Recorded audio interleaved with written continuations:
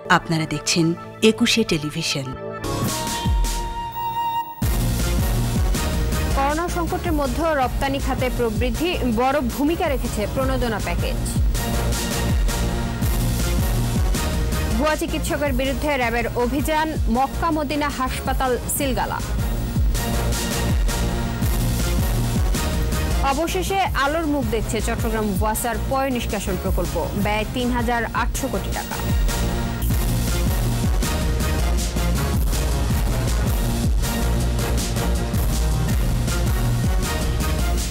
শুনছিলেন first security ইসলামী bank limited সংবাদ শিরোনাম। আমন্ত্রণ জানাচ্ছি একুশের দেশের সংবাদে। আপনাদের সাথে আছে ইসরাত জাহান। দর্শক, একুশ টেলিভিশনের সংবাদ একই সাথে সরাসরি দেখতে পাবেন আমাদের ফেসবুক পেজ www.facebook.com/2124 অনলাইনে। বিশ্বব্যাপী করোনা সংকটের মধ্যেও প্রবৃদ্ধি দেখছে রপ্তানি খাত। অর্থ বছরের প্রথম প্রান্তিকে লক্ষ্যমাত্রার চেয়েও রপ্তানি আয় বেশি হয়েছে। ব্যবসায়ীরা বলছেন, রপ্তানি বাড়ার পেছনে বড় ভূমিকা রেখেছে সরকারের দেয়া আর্থিক প্রণোদনা প্যাকেজ। আর তৈরি পোশাক সহ বেশ কিছু পণ্যের রপ্তানি বৃদ্ধিকে ইতিবাচক হিসেবে দেখছেন অর্থনীতিবিদরা। তৌহিদুর রহমানের রিপোর্ট। বাংলাদেশি রপ্তানি পণ্যের প্রধান গন্তব্য ইউরোপ ও উত্তর আমেরিকা। এইসব অঞ্চলের অনেক দেশ এখন করোনার দ্বিতীয় ধাক্কা মোকাবেলা করছে। ভারত সহ কিছু অপ্রচলিত বাজারেও বেড়েছে করোনার প্রকোপ। তবে এমন পরিস্থিতিতেও রপ্তানিতে আশাব্যঞ্জক প্রবৃদ্ধি দেখছে বাংলাদেশ, আর এতে স্বস্তিতে রপ্তানিকারকরা। আমাদের প্রবৃদ্ধি সেই এপ্রিল টু জুনের কোয়ার্টারেও আমরা মাইনাসে যাইনি, এবং আমরা জুলাই টু সেপ্টেম্বরে আমরা খুব ভালোভাবে ঘুরে দাঁড়িয়েছি। রপ্তানি উন্নয়ন ব্যুরো বলছে, অর্থ বছরের প্রথম প্রান্তিক জুলাই সেপ্টেম্বর সময়ে 989 কোটি 68 লাখ মার্কিন ডলারের পণ্য রপ্তানি করেছে বাংলাদেশ, যা লক্ষ্যমাত্রার চেয়ে 2.45% এবং আগের বছরের একই সময়ের তুলনায় 2.58% বেশি। রপ্তানিতে একক আধিপত্য তৈরি পোশাক খাতের। প্রথম প্রান্তিকে 812 কোটি 63 লাখ ডলার এসেছে এ খাত থেকে, আগের বছরের একই সময়ের চেয়ে যা 0.85% বেশি। তবে নিটওয়ারে বড় প্রবৃদ্ধি হলেও ওভেন পোশাকে রপ্তানি কমেছে 9% বেশি। পণ্যের গ্রোথ এবং পণ্যের লস অফ সেল দেখি, তাহলে আমরা দেখব যে সবচেয়ে বেশি গ্রোথ হয়েছে কটন নিটেড টি শার্টে, প্রায় 16.45%। মোটামুটি বলা যায় যে একটা রিজনেবলি প্রোডাক্ট ওয়াইজ আমরা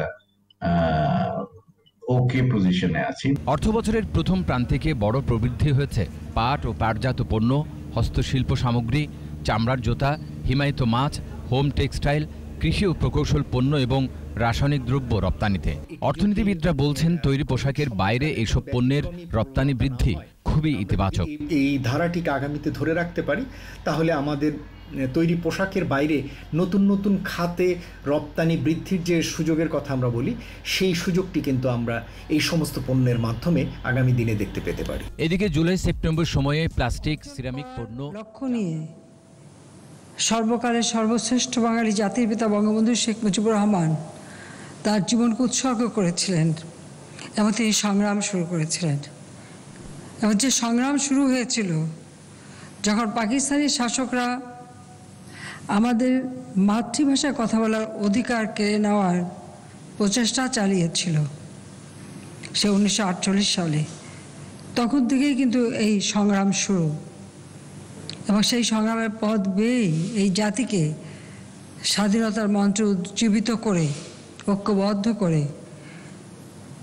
মুক্তিযুদ্ধে বিজয় অর্জনের মধ্য দিয়ে আমরা স্বাধীনতা অর্জন করি, বিজয় অর্জন করি। আমি আজকের দিনে পরম শ্রদ্ধাভরে স্মরণ করছি সর্বকালের সর্বশ্রেষ্ঠ বাঙালি জাতির পিতা বঙ্গবন্ধু শেখ মুজিবুর রহমানের প্রতি শ্রদ্ধা জানাই, জাতীয় চার নেতার প্রতি শ্রদ্ধা জানাই, 30 লক্ষ শহীদ, 2 লক্ষ মা বোনের প্রতি, এবং মহান মুক্তিযুদ্ধে যারা সহযোগিতা করেছে তাদের সকলকেই আমি স্মরণ করি। কারণ স্বাধীনতা অর্জনের জন্য যে দীর্ঘ 24 বছরের সংগ্রাম ও মুক্তিযুদ্ধ, এই সংগ্রাম মুক্তিযুদ্ধ করতে যে অনেক রক্ত দিতে হয়েছে, অনেক ত্যাগ স্বীকার করতে হয়েছে, আর সেই ত্যাগের মধ্য দিয়ে আমরা স্বাধীনতা পেয়েছিলাম। একটা যুদ্ধবিধ্বস্ত দেশ গড়ে তোলার দায়িত্ব জাতিপিতা নিয়েছিলেন, কিন্তু অত অল্প সময়ের মধ্যে আপনারা যদি লক্ষ্য করেন যে একটি বিধ্বস্ত বাংলাদেশ, সেখানে পাকিস্তানি শাসকদের 24 বছরের শাসন, শোষণ, অত্যাচার, নির্যাতন আর ব্রিটিশদের 200 বছরের গোলামি চিনচির। এ দেশটি এমন একটা পর্যায়ে চলে এসেছে, মানুষের একবেলা খাবার জোটানো কষ্টকর ছিল, বাসস্থান ছিল না, চিকিৎসার ব্যবস্থা ছিল না, তাতে কোনো ভবিষ্যৎ ছিল না। কাজে শোষিত, বঞ্চিত, নিপীড়িত মানুষের কথা ভেবেই কিন্তু বঙ্গবন্ধু স্বাধীনতা অর্জন করতে চেয়েছিলেন এবং সেটা করেছিলেনও। এবং এরপর যখন একটা যুদ্ধবিধ্বস্ত দেশ পরিচালনার দায়িত্ব নেন, অতি অল্প সময়ের মধ্যে একদিকে যেমন বিধ্বস্ত বাংলাদেশ তিনি গড়ে তুলেছিলেন, আবার একটি স্বাধীন রাষ্ট্রের জন্য যা যা প্রয়োজন সবই তিনি করে গিয়েছিলেন। তিনি একটি সংবিধান দিয়েছিলেন মাত্র 9 মাসের মধ্যে, যে সংবিধানে মানুষের মৌলিক চাহিদার কথা বলা ছিল, স্বাস্থ্যসেবা জনগণের দৌড় গোড়ায় পৌঁছে দেওয়ার পদক্ষেপ নেন, শিক্ষাকে সব থেকে গুরুত্ব দেন।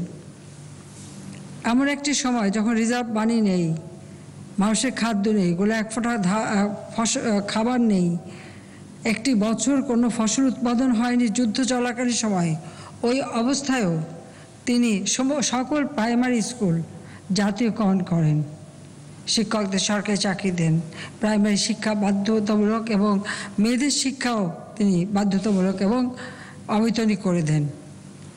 ঠিক সেইভাবে উচ্চশিক্ষায় যাতে আমাদের সবাই গ্রহণ করতে পারে সেই ব্যবস্থাও তিনি নিয়েছিলেন। প্রত্যেকটা স্কুল, কলেজ, মসজিদ, মাদ্রাসা থেকে শুরু করে সব কিছুই বিধ্বস্ত ছিল। সেই বিধ্বস্ত জিনিসগুলি কিন্তু একে একে তিনি আবার মেরামত করেন। রাস্তাঘাট, পুল, ব্রিজ, রেল ব্রিজ বা এয়ারপোর্ট সবই বিধ্বস্ত ছিল, সেগুলি তিনি মেরামত করেন। সেই সাথে সাথে আমাদের দেশটাকে এগিয়ে নিয়ে যাওয়া এবং আন্তর্জাতিক স্বীকৃতি আদায় করা, আন্তর্জাতিক সংস্থার সদস্যপদ অর্জন করা, এসব কাজগুলি কিন্তু তিনি অতি অল্প সময়ের মধ্যেই করে যান। বাংলাদেশকে সামনের দিকে এগিয়ে নিয়ে যাওয়া, সেটাই ছিল তার লক্ষ্য এবং এই দেশ একটা ক্ষুধামুক্ত, দারিদ্র্যমুক্ত দেশ হবে, সেই লক্ষ্য নিয়েই তিনি কাজ করেছেন। তার পাশাপাশি আপনারা জানেন যে পাকিস্তানি হানাদার বাহিনী যে গণহত্যা শুরু করে 25শে মার্চ এবং 9 মাসের মুক্তিযুদ্ধে আমাদের বুদ্ধিজীবীদের হত্যা করা হয় এবং তারা আল বদর, আল শামস রাজাকার বাহিনী গড়ে তোলে এবং এই দেশেও কিছু দালাল এবং তাদের কিছু তাবেদারি খোসামতকারীরা এর সাথে সামিল হয়। আমাদের মা বোনদের যেমন একদিকে হানাদার বাহিনীদের কাছে তুলে দেয়, অপরদিকে আমাদের যারা জ্ঞানী, গুণী, বুদ্ধিমান তাদেরকে নির্বিচারে হত্যা করে। স্বাধীনতার পর কিন্তু জাতির পিতা বঙ্গবন্ধু শেখ মুজিবুর রহমান সে আন্তর্জাতিক অপরাধ ট্রাইব্যুনাল গঠন করে তিনি এদের বিচার শুরু করেন এবং প্রায় 21,000-এর মতো গ্রেপ্তার করে তাদের বিচার করা এবং তাদের শাস্তিও দেওয়া হয় এবং অনেকেই দেশ ছেড়ে পালিয়ে যায়, কেউ পাকিস্তানের পাসপোর্ট নিয়েও চলে যায়।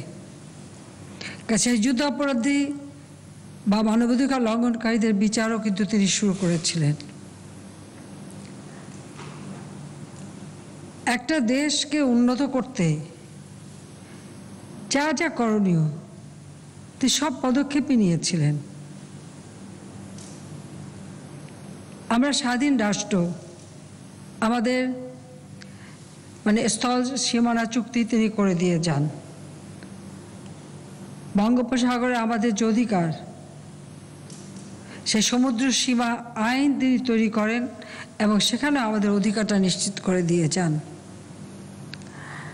স্বাধীন দেশ হিসেবে গড়ে তোলার এমন কোনো কাজ নাই তিনি না করেছেন, কিন্তু আমাদের দুর্ভাগ্য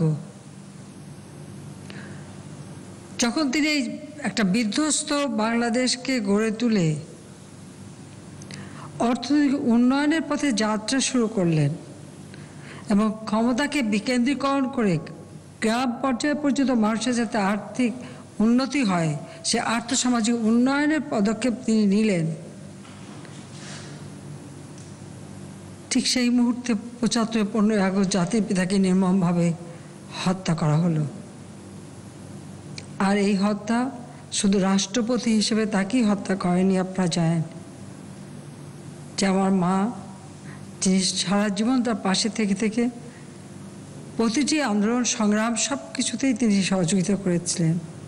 নিজের জীবনে কোনো চাওয়া পাওয়া ছিল না, তিনি উজাড় করে দিয়েছেন দেশের স্বাধীনতার জন্য, তাকেও নির্মমভাবে হত্যা করে। আমার 3টি ছোট ভাই, ক্যাপ্টেন শেখ কামাল, লেফটেন্যান্ট শেখ জামাল এবং ছোট্ট 10 বছরের রাসেল, এবং কামাল জামালের নবপরিণত বধূ সুলতানা ও রোজি, এবং আমার একমাত্র চাচা শেখ আবু নাসের সহ আমাদের পরিবারের অন্যান্য সদস্য, অর্থাৎ একই দিনে 3টি বাড়িতে তারা আক্রমণ করে। আর মেজোপুর বাড়ি, সেজোপুর বাড়ি, ছোটপুর বাড়ি এবং আমাদের বাসা, প্রতিটি পরিবারের সদস্যদের নির্মমভাবে হত্যা করে অথবা তারা আহত হয়। এবং এই হত্যাকাণ্ডের পর থেকে সেই যুদ্ধাপরাধী তাদের বিচার বন্ধ করা হয়, তাদেরকে মুক্তি দেওয়া হয়।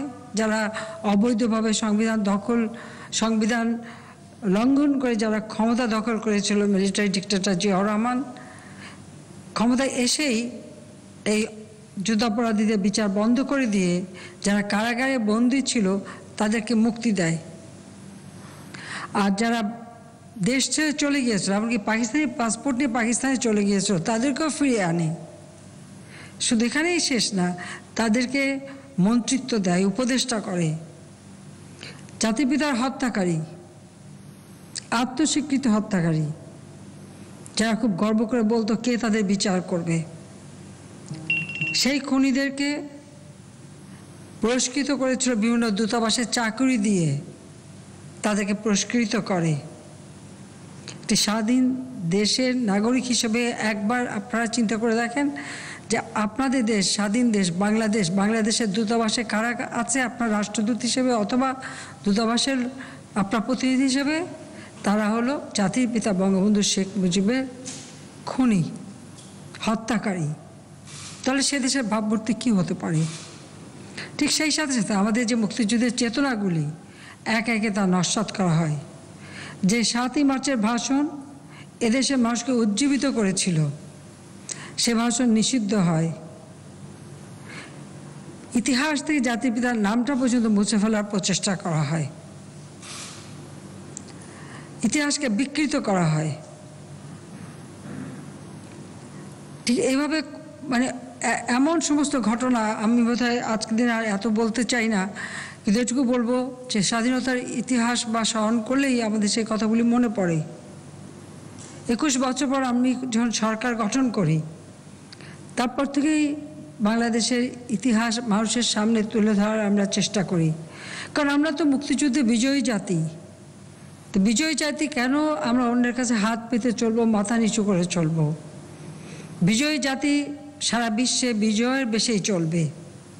75-এর পর আমরা সেই সম্ভাবনা এবং অধিকারটা হারিয়েছিলাম, কিন্তু সেটা আবার পুনরুদ্ধার করে জাতির পিতার যে স্বপ্ন এবং যে চেতনায় আমার লাখো শহীদ বুকে তাজা রক্ত দিয়ে স্বাধীনতা এনে দিয়ে গেছে, তাদের সেই আত্মত্যাগের কথা, আমার লাখো মা বোন তাদের মহান আত্মত্যাগের কথা স্মরণ করেই আমরা এই বাংলাদেশকে আবার গড়ে তুলতে চাচ্ছি ক্ষুধামুক্ত, দারিদ্র্যমুক্ত সোনার বাংলা হিসেবে। এবং বাংলাদেশের মানুষের একবার দোরগোড়ায় স্বাস্থ্যসেবা পৌঁছে দেওয়া, লেখাপড়া এবং শিক্ষার ব্যবস্থার জন্য প্রতিটি মানুষ পায় তার ব্যবস্থা করা, যোগাযোগ ব্যবস্থার উন্নতি করা, প্রত্যেক ঘরে ঘরে আলো জ্বালানো, প্রতিটি গৃহহারা ভূমিহীন মানুষের ঘরবাড়ি তৈরি করে দেওয়া, অর্থনৈতিকভাবে আত্মনির্ভরশীল করা, আত্মমর্যাদাশীল করা, কারো কাছে ভিক্ষা চেয়ে হাত পেতে নয়, নিজের পায়ে দাঁড়িয়ে সম্মানের সাথে বিশ্ব দরবারে মাথা উঁচু করে চলা, এই লক্ষ্য নিয়েই কিন্তু আমরা রাষ্ট্র পরিচালনার দায়িত্ব নিচ্ছি। আজকে আপনারা যারা এখানে বিভিন্ন ক্ষেত্রে পুরস্কার প্রাপ্ত, আমি আপনাদেরকে আন্তরিক অভিনন্দন জানাই, কারণ আপনারা সকলে আপনার স্ব স্ব ক্ষেত্রে বিশেষ অবদান রেখে গেছেন। আমাদের চিকিৎসা সেবা বলেন, শিক্ষা বলেন, সংস্কৃতি সেবা বলেন, প্রতিটি ক্ষেত্রেই আপনাদের অবদান রয়ে গেছে। কাজে আমি আপনাদের আন্তরিক অভিনন্দন জানাই। আমরা যেন স্বাধীন জাতি হিসেবে মর্যাদা নিয়ে চলতে পারি। আমাদের লক্ষ্য ছিল, এটা মুজিব বর্ষ, জাতির পিতার জন্ম শতবার্ষিকী আমরা উদযাপন করছি। এই মুজিব বর্ষে আমরা যেমন আমাদের দারিদ্র্যের হার, যেটা আমি সরকার গঠন করে পেয়েছিলাম 40 ভাগ, তা 20 ভাগে আমরা নামিয়ে এনেছিলাম। তো বাংলাদেশকে আমরা দারিদ্র্যমুক্ত করব, ক্ষুধামুক্ত করব, উন্নত সমৃদ্ধ করব, দেশের কোনো মানুষ যেন না খেয়ে কষ্ট না পায়, সেদিকে লক্ষ্য রেখেই কিন্তু আমরা আমাদের বিভিন্ন কর্মসূচি বাস্তবায়ন করে যাচ্ছি এবং আমরা যথেষ্ট অর্জনও করেছি, উন্নয়নশীল দেশের মর্যাদাও পেয়েছি। কিন্তু দুর্ভাগ্য আমাদের যে করোনা ভাইরাস নামে এমন এক ভাইরাস আসলো, যা শুধু আমাদের বাংলাদেশ না, সারা বিশ্বব্যাপী মানুষকে একেবারে স্থবির করে দিয়েছে, অর্থনীতি স্থবির করে দিয়েছে। কিন্তু সেটা মোকাবেলার জন্য আমরা আমাদের প্রাণপণ চেষ্টা করে যাচ্ছি, যেন আমাদের দেশের মানুষগুলি যেন এর থেকে সুরক্ষা পায় এবং মানুষ যেন ভালোভাবে চলতে পারে এবং আমাদের অর্থনীতির গতিশীলতা যেন না হারায়। আর তাছাড়া দেশের উন্নয়নে আপনারা জানেন অনেকগুলি মেগা প্রজেক্ট আমরা নিয়েছি, অনেক কাজ আমরা করে যাচ্ছি, যোগাযোগ ব্যবস্থার উন্নতি আমরা করে যাচ্ছি। আমরা খাদ্য উৎপাদনে প্রায় স্বয়ংসম্পূর্ণতা অর্জন করে উদ্বৃত্ত খাদ্যের দেশে আমরা উন্নীত হয়েছি। আমরা খাদ্য নিরাপত্তার সাথে সাথে এখন আমরা পুষ্টি নিরাপত্তার ব্যবস্থা করে যাচ্ছি। এভাবে মানুষের মৌলিক চাহিদাগুলি যেটা আমাদের সংবিধানে রয়েছে, সেই চাহিদাগুলি পূরণ করবার প্রত্যেকটা পদক্ষেপেই আমরা কিন্তু হাতে নিয়ে আমরা কাজ করে যাচ্ছি এবং সাথে সাথে আধুনিক প্রযুক্তি শিক্ষা দেওয়া এবং প্রযুক্তি ব্যবহারের দিকেও আমরা বিশেষ দৃষ্টি দিয়েছি। তাই তো আমরা 2008 নির্বাচনে বাংলাদেশকে ডিজিটাল বাংলাদেশ হিসেবে গড়ে তুলব ঘোষণা দিয়েছিলাম। আজকের বাংলাদেশ ডিজিটাল বাংলাদেশ, সে কারণেই অন্তত এই অনুষ্ঠানে সরাসরি আপনাদের সামনে উপস্থিত না হতে পারলেও এই যে আমরা সেই ডিজিটাল পদ্ধতিতে ভার্চুয়ালি আপনাদের সামনে উপস্থিত হতে পেরেছি এবং আমি ধন্যবাদ জানাই আমাদের মাননীয় মুক্তিযোদ্ধা বিষয়ক মন্ত্রীকে, যে তিনি আমার পক্ষ থেকে আপনাদের হাতে পুরস্কার তুলে দিয়েছেন এবং এই অনুষ্ঠানটা সুন্দরভাবে আমাদের মন্ত্রিপরিষদ সচিব পরিচালনা করেছেন এবং যারা আয়োজন করেছেন এই করোনা ভাইরাসের মধ্যেও যে এই আয়োজনটা করতে পেরেছেন সেজন্য আন্তরিক ধন্যবাদ জানাচ্ছি। কারণ আসলে প্রতি বছর 25শে মার্চ আমরা এই পুরস্কারটা দিয়ে থাকি, কিন্তু এবারে ওই মার্চ মাসেই এমনভাবে করোনা ভাইরাসের প্রাদুর্ভাব দেখা গেল যে তখন বাধ্য হয়ে আমরা সকল অনুষ্ঠান স্থগিত করলাম। এমনকি জাতির পিতার জন্মশতবার্ষিকীর যে অনুষ্ঠান 17ই মার্চ আমাদের ব্যাপক হারে করার কথা ছিল, সেটাও আমরা সেই লোক সমাগম না করে আমরা এভাবে ভার্চুয়াল অনুষ্ঠান করতে বাধ্য হলাম। কারণ করোনা ভাইরাস তখন সারা বিশ্বে এমন একটা আতঙ্ক ছড়িয়ে ফেলেছে এবং অনেক মানুষ ইতিমধ্যে মারা গেছে এবং আমাদের একজন পুরস্কার প্রাপ্ত আজিজুর রহমান সাহেব, তিনিও মারা গেছেন। আমি তার আত্মার মাগফিরাত কামনা করি এবং করোনা ভাইরাসে যারা মারা গেছে তাদেরও সকলে আত্মার মাগফিরাত কামনা করি এবং যারা এখন অসুস্থ তারা দ্রুত রোগ মুক্তি হোক, সেটাই আমরা কামনা করি। যে কারণে আমরা সেই 25শে মার্চের অনুষ্ঠানটা করতে পারিনি। তারপর আমি চিন্তা করলাম যে যেহেতু স্বাধীনতা পুরস্কার, এটা যেভাবে হোক সকলে হাতে তুলে দেওয়া এটা আমাদের কর্তব্য, যে কারণে এই ব্যবস্থাটা আমাদের নিতে হলো। যাকে এটুকু আমরা যে দিতে পারলাম এটাই হচ্ছে সবথেকে বড় কথা। কারণ প্রত্যেকটা মানুষ যখন একটা সমাজের জন্য, একটি জাতির জন্য, একটি দেশের জন্য অবদান রাখে, তাদের একটা সম্মান করা, গুণীজনের সম্মান করা, এটা আমি মনে করি আমাদের কর্তব্য। সেই থেকে আমরা এই ব্যবস্থাটা দিচ্ছি স্বাধীনতা পুরস্কার। যে আপনারা, আমি শুধু এইটুকু বলবো যে দোয়া করেন যেন আমরা বাংলাদেশকে এগিয়ে নিয়ে যেতে পারি আর করোনা ভাইরাসের হাত থেকে যেন আমাদের দেশের মানুষ, শুধু দেশের মানুষ, দেশে প্রবাসে যারা আছে বা সারা বিশ্বই যেন মুক্তি পায়। আর আমাদের সকলকে আমি অনুরোধ করব যে স্বাস্থ্য সুরক্ষাটা মেনে চলতে, যেন আবার নতুনভাবে এই প্রাদুর্ভাব দেখা গেছে ইউরোপে ব্যাপকভাবে, এবং ইউরোপে যখন আসে এর ধাক্কাটা আমাদের দেশেও আসে। তো আমরা এখন থেকে প্রস্তুত, আমরা এখন থেকে তৈরি হচ্ছি, বিভিন্নভাবে আমরা ব্যবস্থা নিচ্ছি, প্রত্যেকটা জেলা হাসপাতালকে আমরা প্রস্তুত রাখছি। আমি করোনা ভাইরাস দেখার সাথে সাথে আপনারা জানেন যে 2000 ডাক্তার নিয়োগ দিয়েছি, প্রায় 6000 মতো নার্স আমরা নিয়োগ দিয়েছি, আমরা টেকনিশিয়ান নিয়োগ দিয়েছি এবং আমরা সব রকম চিকিৎসার জন্য এবং সেবার জন্য যা যা করণীয় আমরা কিন্তু সে পদক্ষেপ নিচ্ছি। কাজে সেভাবে আমরা চেষ্টা করে যাচ্ছি যে এই অবস্থা থেকে যেন আমাদের দেশটা মুক্তি পায়। তো আমি আবারও সবাইকে ধন্যবাদ জানাই যে আপনারা, এবং আন্তরিক অভিনন্দন জানাই যে আপনারা আজকে এই পুরস্কারটা গ্রহণ করতে কষ্ট করে এসেছেন। আর সেই সাথে সাথে আপনাদের সকলের সুস্বাস্থ্য কামনা করি। আর বাংলাদেশের জনগণের জন্য আপনারাও দোয়া করেন যেন জাতির পিতার স্বপ্নের ক্ষুধামুক্ত, দারিদ্র্যমুক্ত সোনার বাংলাদেশ যেন আমরা করতে পারি। সবাইকে আন্তরিক ধন্যবাদ। জয় বাংলা, জয় বঙ্গবন্ধু, বাংলাদেশ চিরজীবী হোক।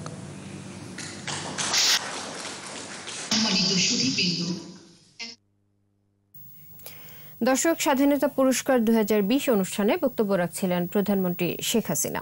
চলে যাচ্ছে সংবাদে। বিশ্বব্যাপী করোনা সংকটের মধ্যেও প্রবৃদ্ধি দেখছে রপ্তানি খাত। অর্থবছরের প্রথম প্রান্তিকে লক্ষ্যমাত্রার চেয়েও রপ্তানি আয় বেশি হয়েছে।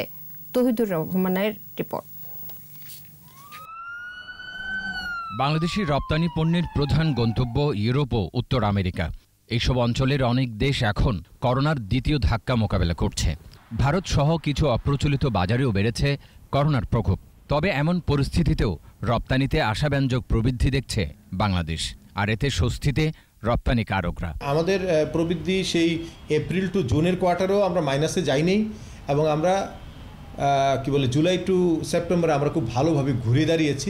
রপ্তানি উন্নয়ন ব্যুরো বলছে অর্থবছরের প্রথম প্রান্তিক জুলাই সেপ্টেম্বর সময়ে 989 কোটি 68 লাখ মার্কিন ডলারের পণ্য রপ্তানি করেছে বাংলাদেশ, যা লক্ষ্যমাত্রার চেয়ে 2.48% এবং আগের বছরের একই সময়ের তুলনায় 2.58% বেশি। রপ্তানিতে একক আধিপত্য তৈরি পোশাক খাতের। প্রথম প্রান্তিকে 812 কোটি 63 লাখ ডলার এসেছে এ খাত থেকে, আগের বছরের একই সময়ের চেয়ে যা 0.85% বেশি। তবে নিটওয়ারে বড় প্রবৃদ্ধি হলেও ওভেন পোশাকে রপ্তানি কমেছে 9% বেশি। পণ্যের গ্রোথ এবং পণ্যের লস অফ সেল দেখি, কারণ আমরা দেখবো যে সবচেয়ে বেশি গ্রোথ হয়েছে কটন নিটেড টি শার্টে, প্রায় 16.45%। মোটামুটি বলা যায় যে একটা রিজনেবলি প্রোডাক্ট ওয়াইজ আমরা ওকে পজিশনে আছি। অর্থবছরের প্রথম প্রান্তিকে বড় প্রবৃদ্ধি হয়েছে পাট ও পাটজাত পণ্য, হস্তশিল্প সামগ্রী, চামড়ার জুতা, হিমায়িত মাছ, হোম টেক্সটাইল, কৃষি ও প্রকৌশল পণ্য এবং রাসায়নিক দ্রব্য রপ্তানিতে। অর্থনীতিবিদরা বলছেন তৈরি পোশাকের বাইরে এসব পণ্যের রপ্তানি বৃদ্ধি খুবই ইতিবাচক। এই ধারাটিকে আগামীতে ধরে রাখতে পারি, তাহলে আমাদের তৈরি পোশাকের বাইরে নতুন নতুন খাতে রপ্তানি বৃদ্ধির যে সুযোগের কথা আমরা বলি, সেই সুযোগটি কিন্তু আমরা এই সমস্ত পণ্যের মাধ্যমে আগামী দিনে দেখতে পেতে পারি। এদিকে জুলাই সেপ্টেম্বর সময়ে প্লাস্টিক, সিরামিক পণ্য, চামড়া, ভবন নির্মাণ সামগ্রী, আসবাবপত্র, টেরিটাওয়েল, বিশেষায়িত টেক্সটাইল পণ্যের রপ্তানি খানিকটা কমেছে। 14টা প্রোডাক্টে অ্যানালিসিস করে দেখা যাচ্ছে যে 12.74% কমেছে। বাংলাদেশে করোনার প্রাদুর্ভাব অনেকটাই নিয়ন্ত্রণে। ক্রেতা দেশগুলোর পরিস্থিতি স্বাভাবিক হয়ে আসলে রপ্তানি বাণিজ্য আরও গতিশীল হবে বলে আশা সংশ্লিষ্টদের। তৌহিদুর রহমান, 21 টেলিভিশন, ঢাকা। রাজধানীতে 3টি হাসপাতালে অভিযান চালিয়ে পরিচালক সহ 6 জনকে বিভিন্ন মেয়াদে সাজা দেওয়া হয়েছে। রাতে মোহাম্মদপুর ও শ্যামলী এলাকার নূরজাহান অর্থোপেডিক্স হাসপাতাল, ক্রিসেন্ট হাসপাতাল এবং মক্কা মদিনা হাসপাতালে অভিযান চালায় র্যাব। এসব হাসপাতালে ওয়ার্ড বয়কে দিয়ে অস্ত্রোপচার, সনদহীন ভুয়া চিকিৎসক দিয়ে চিকিৎসা করানো ছাড়াও কোনোটির লাইসেন্স মেয়াদ উত্তীর্ণ বলে জানান অভিযান পরিচালনাকারী নির্বাহী ম্যাজিস্ট্রেট। এজন্য নূরজাহান অর্থোপেডিক্স হাসপাতালের পরিচালক বাবুল হোসেন ও মক্কা মদিনা হাসপাতালে অভিযানে পরিচালক নূর নবী সহ মোট 6 জনকে বিভিন্ন মেয়াদে কারাদণ্ড দেওয়া হয়েছে। অবশেষে আলোর মুখ দেখছে চট্টগ্রাম ওয়াসার পয় নিষ্কাশন প্রকল্প। প্রকল্পের ব্যয় ধরা হয়েছে 3,808 কোটি 58 লাখ টাকা। এর মধ্যে শুরু হয়েছে ঠিকাদার নিয়োগ প্রক্রিয়া। এর ফলে চট্টগ্রাম ওয়াসার পরিপূর্ণতা পাবে এবং বন্দর নগরী হবে আধুনিক, বলছেন সংশ্লিষ্টরা। বিপ্লব মজুমদারের ক্যামেরায় চট্টগ্রাম থেকে রিপোর্ট করছেন হাসান ফেরদৌস। চট্টগ্রাম ওয়াসার প্রতিষ্ঠা হয় 1963 সালে। তবে পানি সরবরাহ করলেও ছিল না সুয়ারেজ ব্যবস্থা, তাই বর্জ্য ফেলা হচ্ছে কর্ণফুলীতে। দূষিত হচ্ছে নদী। এই অবস্থায় নগরীর হালি শহরে 163 একর জমিতে পয়ঃনিষ্কাশন প্রকল্পের ট্রিটমেন্ট প্ল্যান্ট করার উদ্যোগ নিয়েছে চট্টগ্রাম ওয়াসা। প্রকল্পের আওতায় 200 কিলোমিটার পাইপলাইন সহ স্থাপন করা হবে 15টি পাম্প স্টেশন, থাকবে 144 কিলোমিটার সার্ভিস লাইন। প্রথম ধাপে ব্যয় ধরা হয়েছে 3,808 কোটি 58,77,000 টাকা। পরামর্শক নিয়োগের পর ঠিকাদার নিয়োগের কাজ শুরু হয়েছে বলে জানান কর্মকর্তারা। কারিগরি পরামর্শক নিয়োগ প্রক্রিয়া সম্পন্ন করে এখন আমরা আগামী মাসে আশা করছি আমরা এটা ঠিকাদার নিয়োগের দরপত্র আহ্বান প্রক্রিয়া শুরু করতে পারবো। কর্তৃপক্ষ বলছে আগামী বছরের শুরুতেই শুরু হবে মাঠ পর্যায়ের কাজ, আর বর্জ্য দিয়েই উৎপাদন করা হবে জৈব সার। যত বর্জ্য আছে এই বর্জ্যগুলা একটা জায়গায় নিয়ে যাওয়া হবে, ওখানে ট্রিট করা হবে। ট্রিট করে এই বর্জ্য যে সলিড ওয়েস্ট যেটা হবে সেটা থেকে সারও বানানো যায়, আর সেটা থেকে আমরা ইচ্ছা করলে মাটিও করা যায়। ময়লাগুলো আর নদীতে গেল না, পলিউশন হলো না। সুয়ারেজ ব্যবস্থা গড়ে তোলার মধ্য দিয়ে চট্টগ্রাম আধুনিক নগরের পথে এক ধাপ এগিয়ে যাবে বলছেন নাগরিক আন্দোলনের নেতারা।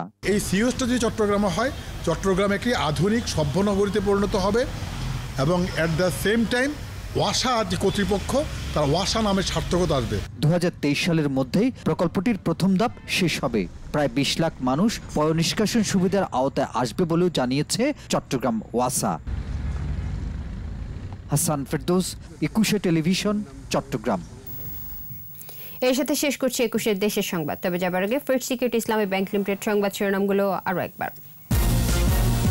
করোনা সংকটের মধ্যে রপ্তানি খাতে প্রবৃদ্ধি, বড় ভূমিকা রেখেছে প্রণোদনা প্যাকেজ। ভুয়া চিকিৎসকের বিরুদ্ধে র্যাবের অভিযান, মক্কা মদিনা হাসপাতাল সিলগালা। অবশেষে আলোর মুখ দেখছে চট্টগ্রাম ওয়াসার পয়ঃনিষ্কাশন প্রকল্প, ব্যয় 3,800 কোটি টাকা।